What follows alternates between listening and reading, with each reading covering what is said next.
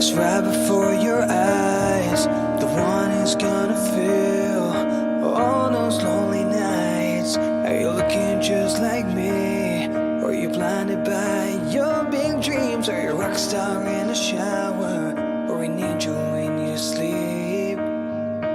Do you like the sunrise? Hey guys, what's going on? Close Connection and Embrace the Power Production with me and my man Mike G down in the Rack Studio in Tampa. How you doing, AJ? How are you doing, my man? Brother, I'm doing great. I'm doing great. Did you see the World Cup final this morning? No, because we're in the studio working, and if I don't have my Wi-Fi connected to my TV in the house, I can't watch it. So I had to have play-by-play on the phone for my wife. Oh, man. Hey, so what really happened? So at the end, did my man Messi get his ring? Do you really want me to tell you? Yes. It's already out there. It'll be on social media by the time it's over. Man. Hey, you missed the greatest game in the history of sports, bruh. Wow. But it was the greatest game, not only the greatest game in the history of the World Cup, the greatest game in the history of sports. So watch the replay. I will. And the good thing about it, with Messi ended up getting this, it completes his circle. And it's something Ronaldo doesn't have. Hey, so, we brought you on, it's great to get you on, AJ, to talk about a lot of different things. We've had all these movements since the Colin Kaepernick thing. Then we have, the Black Lives Movement. And so there's just all these different things that have shaped even since George Floyd. And there's a lot of reflection as yourself. I mean, you can reflect on all these different situations, and you made a movie, you've written a book, then you've talked about it. So where are you located right now before we get started? Well, I live in Henderson, Nevada. And I'm actually traveling today. I'm out in California in the ocean side area near Carlsbad, and just enjoying life, getting around and spending time with family and friends, and being safe though, of course, trying to stay away from that COVID, man. But living life and enjoying spreading the gospel of love everywhere I go. Oh yeah, and that's the thing, is we need a lot of that and a little bit more positivity with all the negative stuff going on. So I watched your movie, and you touched on a couple critical things. So let's just talk about it real quick. Let's get the elephant in the room. Is that you talked about African Americans and how they've transitioned from their fear of the police or being pulled over, and because of the social, just social media, the information that's out there, the atmosphere that social media has kind of created within just in the Black community, the Trayvon Martin, who's nowhere down here in Florida, and just the story goes on and on. And I always challenge when me and Mike talk about this, is that we really have to get back to a couple of things that Martin Luther King or Malcolm X kind of said back in the day, was that we got to clean up our own community, but we also got to start looking at the things to address. So what made you do the movie talking about the challenges of being pulled over, being African-American, and the different fear factors that people are kind of angst that people feel today? Yeah, so first I want to address what you said about Martin Luther King and Malcolm X. A lot of people make the false assumption that you got to choose between being like one or being like the other, right? And towards the end of their lives, they started to become a little more like each other. And I think we got to bring it, man. We got to bring all the love that we can muster, but we also got to stand up tall, and we got to fight back. I'm not saying, throw hands or do anything to hurt somebody. What I'm saying is we got to stand tall and stand strong.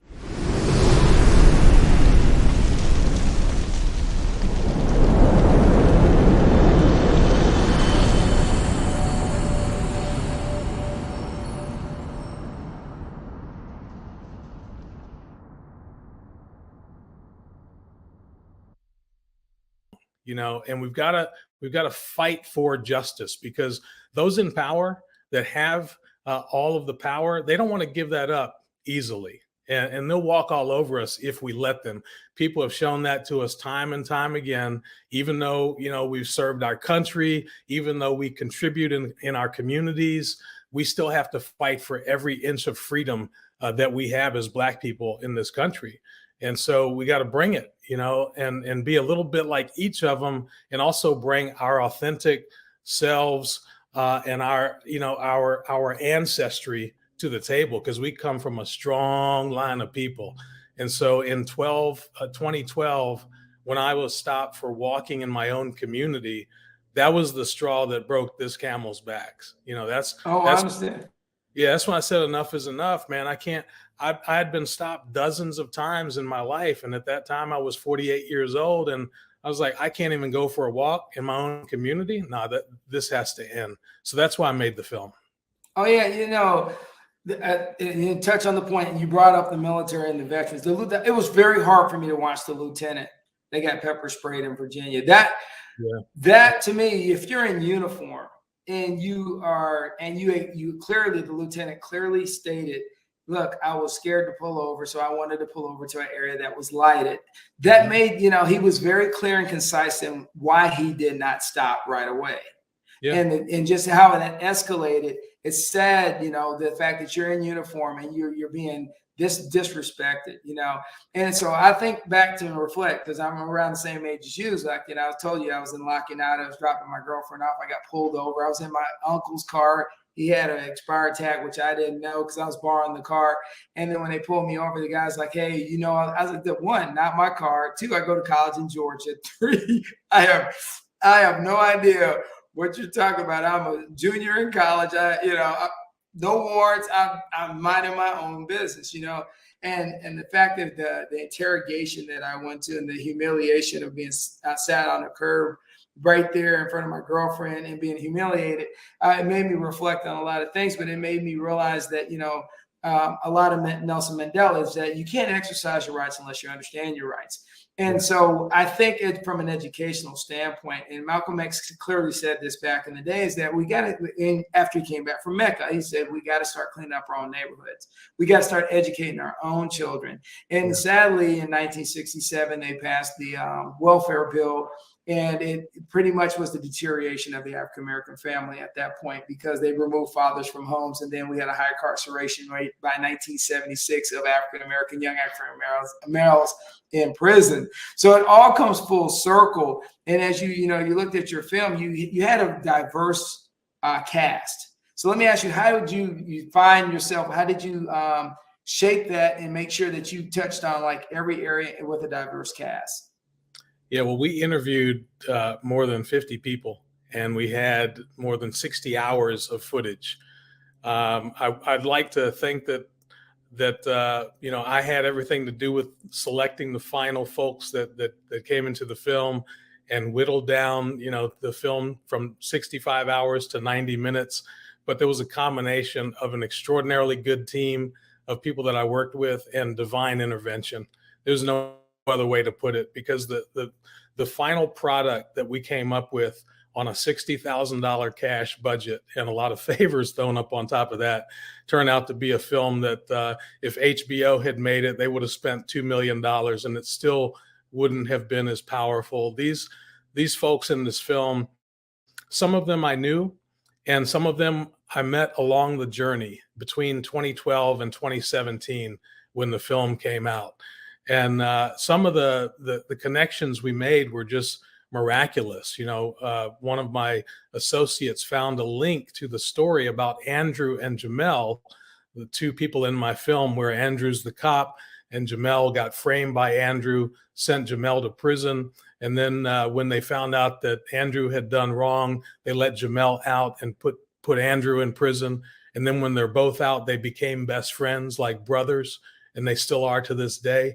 You know, I couldn't have dreamed that up. And so we found them while on a plane, and I spent about 30 minutes trying to track them down on the plane using the Wi-Fi on the plane and email, and got through to them.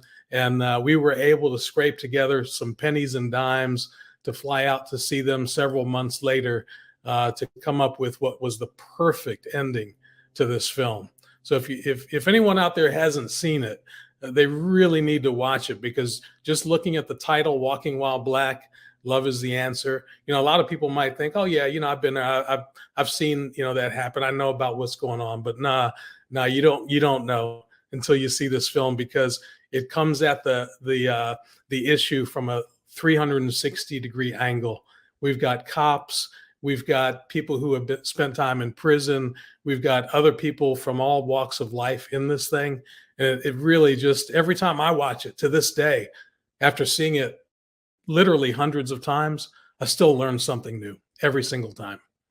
Well, authenticity matters, and you talked about your budget, and if HBO or Showtime had the budget, it'd be a lot. The authenticity of the short film, the authenticity of the independent directors, and is growing. And what do you think is that independent films are becoming more and more prevalent? Is it because we have access to social media, or is it that we're able to see things and we have the phone, the weapon of choice, to be able to correlate our experiences real time? So what's your thoughts on that, AJ? Yeah, when you've got phones now that shoot in 4K and 8K in some instances, you can come up with some pretty dynamic shots, but you've also got to have the technical expertise. And we fortunately had some really good people doing the shooting and editing and all that stuff. And we spent just many, many hours, thousands of hours poring over every second of all the information. So, it takes a combination of things, but media has definitely been democratized. We've got access to incredible equipment at very low cost these days. And social media has just changed everything. It's changed literally everything about production.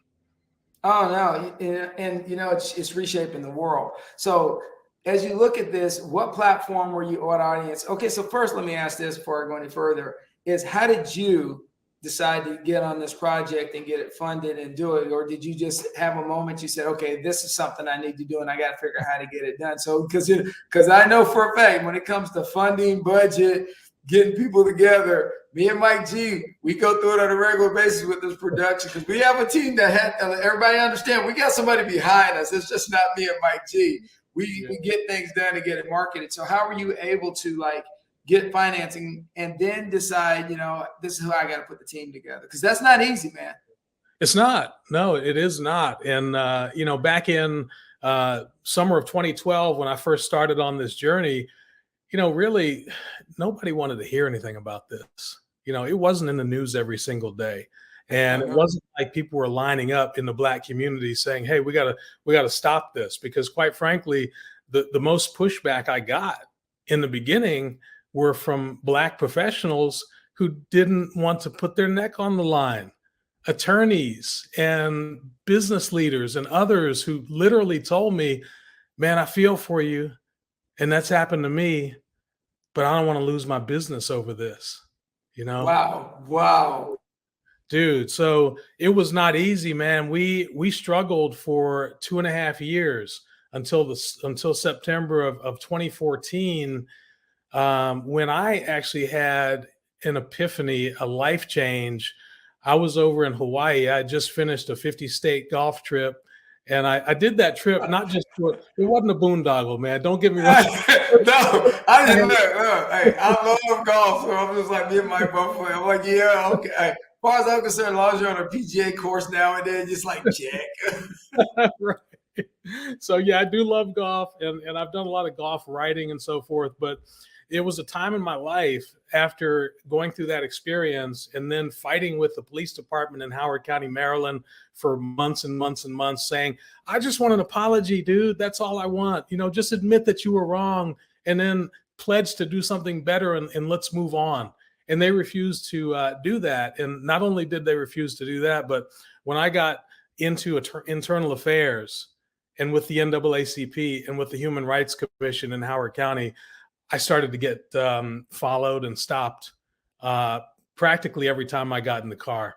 And when they started to follow and stop my wife as well, and when I started to get death threats, that's when I became concerned. And so I say, you know what? If y'all are going to come after me like this, then I'm just going to go and do what I do. I'm in the media. I'm just going to tell the story, and you can do whatever you want. And so I started to work on that project. And I couldn't get the support for 2.5 years. I fought and couldn't get anywhere. And part of it was that I think spiritually, what I wanted to do was not in line with what was inside me. I wanted to make a film that was just going to get everybody fired. I Oh, you was want sick and to tired. expose people. Yeah, man, I was angry. I was upset. I was frustrated. I just wanted to get everybody fired. I wanted to burn the whole place down, not literally, I just wanted the Oh yeah. system to be torched, right? And so I tried to make that film, and God wouldn't let me make that film. And so in the waters of Kailua Beach, 2.5 years after that, I had decided to go on this golf trip just to clear my mind, just to say, you know what, I'm going to take my life back. I haven't been doing the things I like to do. I've been sitting here in my house and just really upset and depressed and dealing with things that at the time I didn't know I was dealing with PTSD because I had yet to be diagnosed by the VA. I wasn't diagnosed with that until 2018. And so I'd been carrying around a lot of pain, a lot of hurt from my days in the military and just in life. And so this all built up. And so I think that the universe was telling me, nah, you gotta do something that will sit well within your spirit when you make this film. And so in those waters of Kailua Beach, I heard in my spirit, like it was you talking to me, AJ, if you want to make a film, if you want to make a difference, you got to do it with love. Remember the last words of your brother when he passed away, love is the answer. And even though they're your enemy, you got to love them to life. And you need to do that in the film. And when I did that, everything changed. That's when the money started to come. That's when the interviews started to happen. That's when Chief Melvin Russell of the Baltimore PD said, AJ, I can get down with that. I'm in. And he's been with me ever since, every single day. Hey, so that's what the crux is. And I'm gonna tell you, faith. A lot of people get upset. I'm a faith guy, man, and I totally believe that there's moments where God says, here's how you got to work this plan. And there's like when I was leaving the military, I ran into a little situation in my last assignment, and everybody was like, "Oh man, you should just ride it out." And I realized one thing. I have done 30 years of riding it out. I said, I don't have to ride it out anymore. And I say, hey, God, I'm going to put this in your hands. Give me some guidance. And the next thing I know, I was teaching at Georgia Southern. I was, and then just making a difference. So how you shape that and frame that was awesome. So, because I always wanted to pick at you because before we did this interview, we were arguing about this Baltimore Ravens thing. And I was trying to figure out, why Baltimore Ravens when he's on the West Coast? And I was like, so now I know so are you originally from Maryland? Yeah, I was born in D.C. I'm a fifth-generation Washingtonian, but when I was 5 years old, my mom wanted to move out to the suburbs. So my dad built her a house in the Lanham area, and we were Redskins fans up until Dan Snyder bought the team, and then I was like, I can't get down with that anymore. This guy's crazy. And so when the Ravens came to town, I wound up doing some work with them. And I really liked the guys that were on the team and in the office, and the chaplain, Rod Hairston, very, very cool dude. And so we just all got along, and I started to root for the team. And I've been a diehard Ravens fan ever since. That's right. Well, you had to get out of DC anyway. No representation without taxation, without representation. Hey, just show up, vote, and you don't get that day. It is what it is. Yep. No. All right. So now that you're out, now that you've done the film, so what projects, what do you think you're trying to frame the future? What do you see yourself doing now? Well, people ask me, what would I do if I won the lottery and won $1 billion, right? I'd be doing the same thing I'm doing now, just with a lot more money.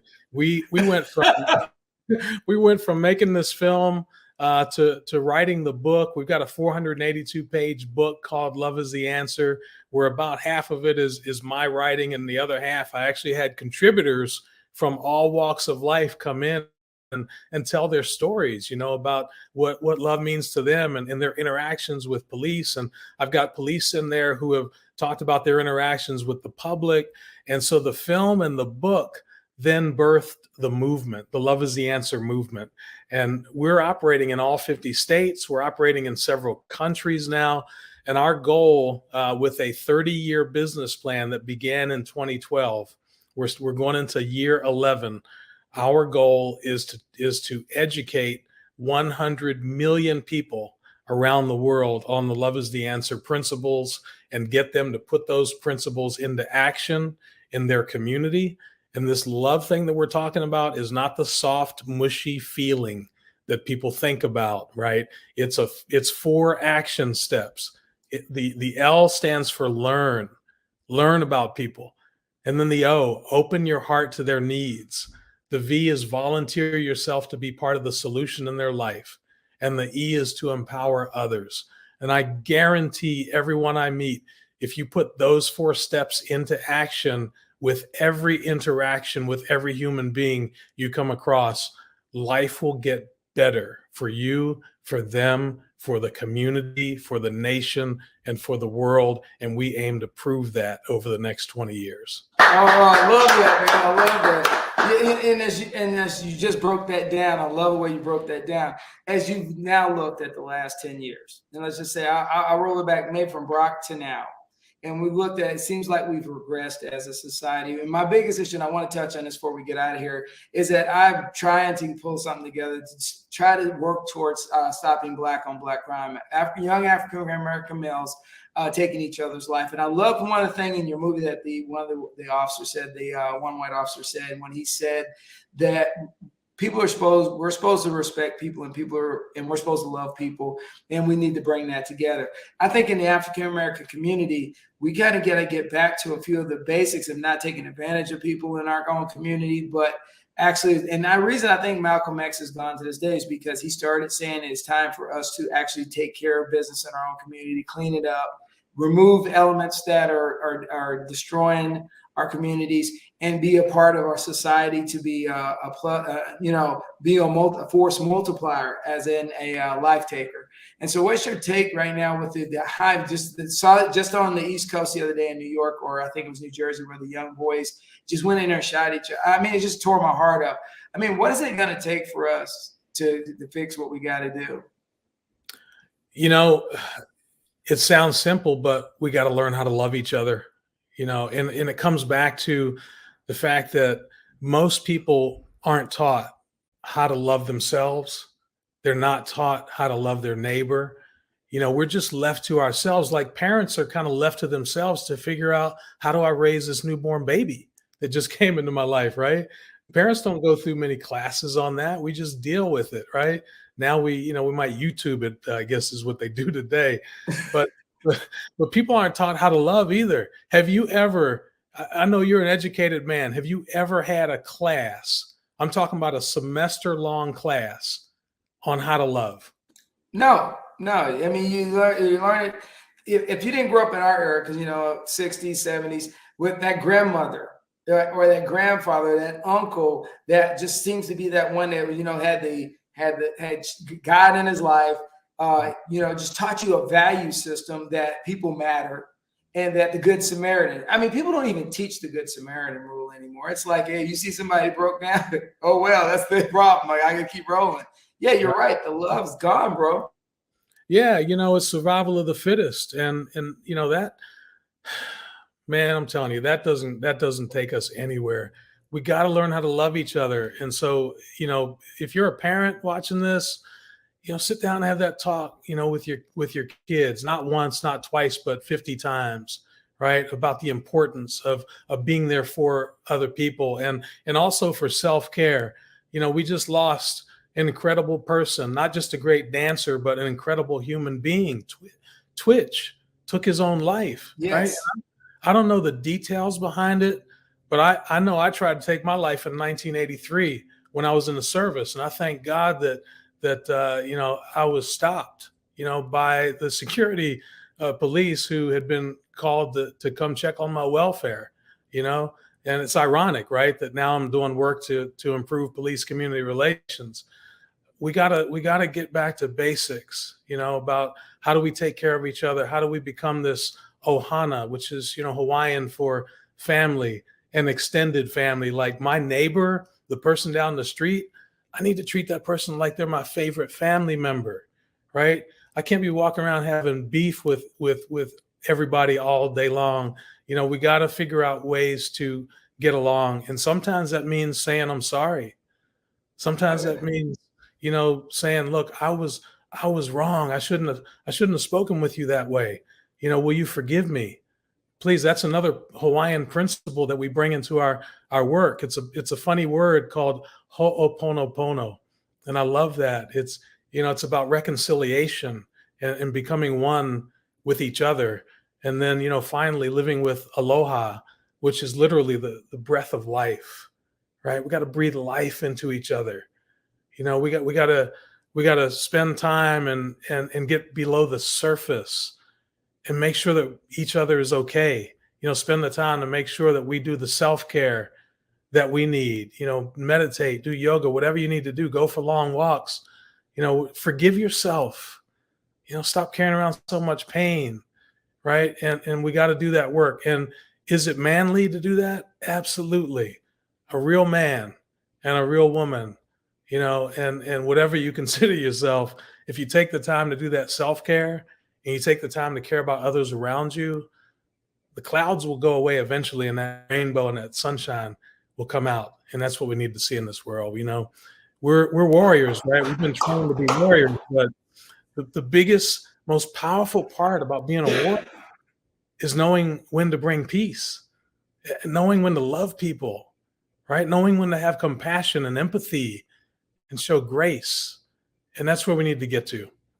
Yeah, Even Abraham Lincoln at the end of the Civil War, as bad as he had issues with the South, he literally tried to put it back. He used the Bible as his construct to try to put America back together and move African Americans forward, and then try to bring balance to the South.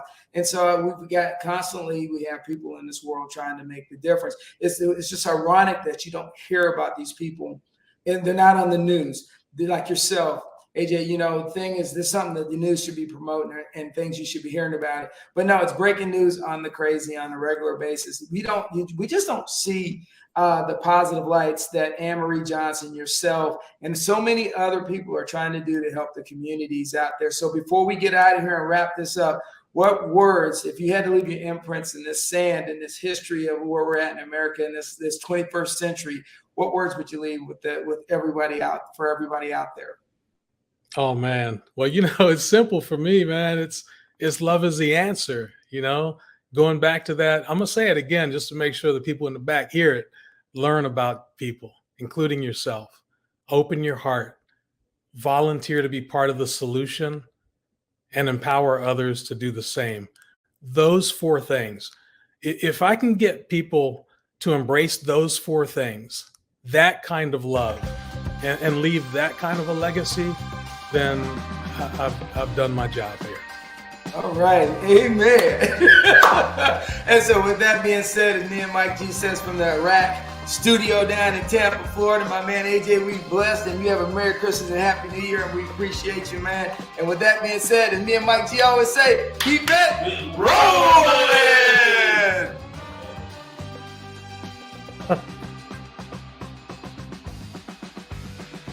What's right before your eyes, the one who's gonna feel all those lonely nights. Are you looking just like me? Welcome. Oh, Mike, I had to get my little squirrel on, man, because I was all into or we need you when that. you Everybody has sleep. post-traumatic stress. It depends on what area you come from. And some people take medication, some A little crazy. Hey, so we want to. It's always been It's working. It's really nice. It's just grabbing your eyes. Who am I gonna love? Who's gonna be enough? Not just somebody, but my someone. Who's gonna be the first to take me at my worst and make me